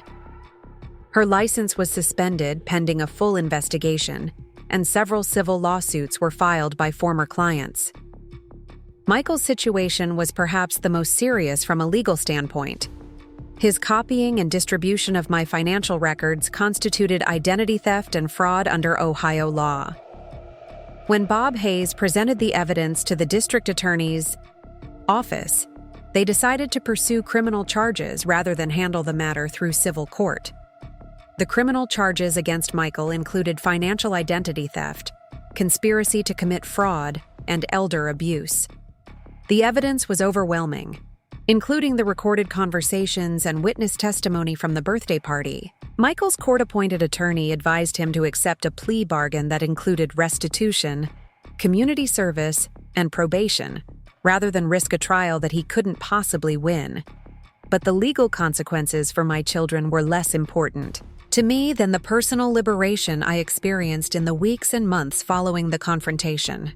For the first time in years, I wasn't walking on eggshells around my own family members, wasn't constantly defending my choices and capabilities, wasn't wondering whether their expressions of concern were genuine or manipulative. The energy I'd been expending on managing their disapproval and manipulation was suddenly available for more positive pursuits. My business expanded as I felt more confident about making long-term investments in inventory and equipment. My social life became richer as I stopped second-guessing my friendships and community involvement. My health actually improved as the stress of family conflict was removed from my daily life. Eleanor Chen noticed the change in me during one of our regular coffee meetings. "Maggie, you seem different since your birthday party. Lighter somehow, more yourself than you've been in years." She was right. The version of myself that had been carefully managing family relationships and trying to prove my competency to people who were determined to find me lacking had been exhausting to maintain. The authentic Margaret Thompson who emerged after cutting ties with my manipulative children was more confident, more decisive, and paradoxically more generous with her time and attention because she wasn't constantly defending herself. My relationship with my grandchildren evolved as well, though in different ways for each of them. Emma, at 12, was old enough to understand what had happened and make her own choices about our relationship. She began spending weekends with me regularly, and our conversations were deeper and more honest than they'd ever been when her mother was mediating our interactions. Tyler and Madison, David's teenage children, were initially caught in the middle of family loyalty conflicts. Their father had painted me as an unstable elderly woman who'd turned against her own family, while their own memories of me contradicted that characterization. It took several months, but eventually they reached out to re-establish contact, curious about my version of events. When Tyler came to visit during his winter break from college, he was direct in his questions about what had happened. "Grandma, Dad said you had some kind of breakdown and accused the family of trying to steal from you, but that doesn't match the person I remember you being." I showed him the documentation Bob Hayes had prepared, the witness statements from the birthday party, and the evidence of his father's conspiracy. Tyler's reaction was shock, then anger, then deep sadness about the family dysfunction he'd been shielded from understanding. "I can't believe Dad would do something like that," he said, though the evidence was undeniable. Why would he risk everything for money he was going to inherit anyway? That question went to the heart of what had motivated my children's betrayal. "Tyler, your father and his siblings didn't want to wait for a natural inheritance. They wanted control now, and they wanted to ensure that I didn't spend or donate money they considered rightfully theirs. Their greed made them impatient, and their impatience made them cruel." Madison's visit a few weeks later was more emotional. At 17, she was old enough to understand the implications, but young enough to feel personally betrayed by her father's deception. "Grandma, I'm so sorry. If I'd known what Dad was planning, I would have tried to stop him." "Madison, none of this was your responsibility. You were children, and you had no way of knowing what the adults in your family were planning. I don't hold you or Tyler accountable for your parents' choices." Both grandchildren chose to maintain relationships with me independent of their parents' wishes, and those relationships became deeper and more meaningful than they'd ever been, when filtered through family politics and manipulation. The community response to my situation was overwhelmingly supportive, but it also sparked important conversations about elder abuse and family manipulation. The Riverside Gazette ran a feature story about recognizing and preventing elder exploitation, using my case as an example of how sophisticated and coordinated such schemes could be. The article prompted several other elderly residents to come forward with their own stories of family pressure and manipulation. A support group was formed at the community center, facilitated by Dr. Miller and Father Murphy, where people could discuss these issues and develop strategies for protecting themselves while maintaining family relationships when possible. The story became a cautionary tale, but also an empowering example of how elderly people could fight back against exploitation and manipulation. Speaking requests came from senior centers, church groups, and professional organizations that worked with elderly populations. I found myself becoming an unexpected advocate for elder independence and dignity. The business thrived in ways I hadn't anticipated. Customers who'd heard about my situation began seeking me out specifically, impressed by my refusal to be intimidated or manipulated. My reputation for integrity and strength actually enhanced my professional standing in the antique community. I also began mentoring other elderly business owners who were facing family pressure to retire or sell their enterprises prematurely. The confidence and knowledge I'd gained from defending my own independence became resources I could share with others facing similar challenges. 1 year after the birthday party confrontation, I reflected on how dramatically my life had changed. The relationships that had caused me the most stress and anxiety were gone, replaced by deeper connections with people who genuinely respected and valued me. The business I'd been pressured to abandon was more successful than ever. The home I'd been encouraged to sell remained my sanctuary and source of pride. Most importantly, I'd learned that family loyalty, while valuable, shouldn't require accepting abuse or manipulation. Real love doesn't demand that you diminish yourself to make others comfortable. Genuine concern for someone's welfare doesn't manifest as conspiracies to control their life and assets. The lesson I'd share with anyone facing similar challenges is that you're never too old to stand up for yourself, never too set in your ways to make major changes when necessary, and never too dependent on family relationships to prioritize your own dignity and independence. Margaret Thompson, at 68, was a stronger, more confident, and more authentic person than she'd been at 67. And that transformation came from refusing to accept other people's limitations and expectations.